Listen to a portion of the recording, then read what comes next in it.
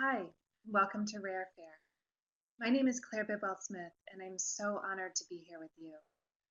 As a therapist specializing in grief, helping others find healthy ways to move through emotional stress is so important to me. I've been a caregiver, a patient, and I've also experienced a lot of loss. And all of this has served to teach me just how important it is to find support and learn how to manage these experiences in our lives. Your roles as caregivers are so important. You may feel like a supporting character, but you matter so much in this process. I was 25 when I cared for my father at the end of his life. Both of my parents got cancer at the same time when I was 14, so I had already spent a decade being by their sides as they navigated the ups and downs of illness. My mother died when I was 18, just at the start of my freshman year of college. She had been my best friend, and her death was devastating for me. After she was gone, I was determined to be there for my father in ways I hadn't been able to be there for her. But while my peers were busy with their young adult lives, navigating post-college jobs and new apartments, romantic relationships and parties, I was living with my dad, taking him to doctor appointments, monitoring his medicines, and overseeing his long-term care plan. It was exhausting and lonely and really scary at times. The responsibility I felt for his well-being and the details of his care was enormous. I was under constant pressure to care for him when I could barely care for myself. I grappled with guilt and with anxiety and also with grief. I grieved first and foremost that I would likely lose him soon. And I grieved for him too, that he was not going to be able to enjoy his time here anymore. But I also grieved for the life I thought I was supposed to be living.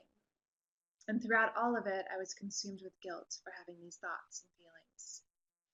I loved my dad fiercely, but caring for him was so demanding. I remember moments when I would catch my reflection in the mirror after emptying his bedpan or scrubbing his dentures, and I wouldn't even recognize myself. The grief that comes with caring for someone who is ill is very real.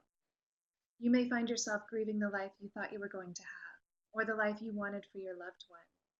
You may find yourself consumed with anger, anxiety, deep sadness. It can be incredibly difficult to navigate these heavy emotions while also meeting the demands of your job as a caregiver. And along with the responsibility of caregiving often comes an underlying sense of guilt, the feeling that you're not doing enough, or that you're not up for the job, or that you don't even want the job, yet you do it anyway. We all do. I remember when people would say to me, "Oh, you're so much stronger than I am, and I could never do what you do or live through what you're going through." And I would think to myself that I don't have a choice. And if they were in my shoes, I don't think they'd have a choice either. We take care of the people we love, whether we feel up to the task or not. But we also have to take care of ourselves in the process. And that means letting ourselves grieve. Often we stop ourselves from grieving when our loved ones are still here because we feel guilty for the thoughts and feelings that come with it. But this is what I always tell my clients. Two things can be true at once. You can grieve your loved one and feel anxious and angry and afraid. You can also keep showing up and doing your job and loving your person. You can take time for yourself, and you can also be there for your loved one. You don't have to pick one. You can be strong, and you can also ask for support. There is strength in admitting our vulnerability.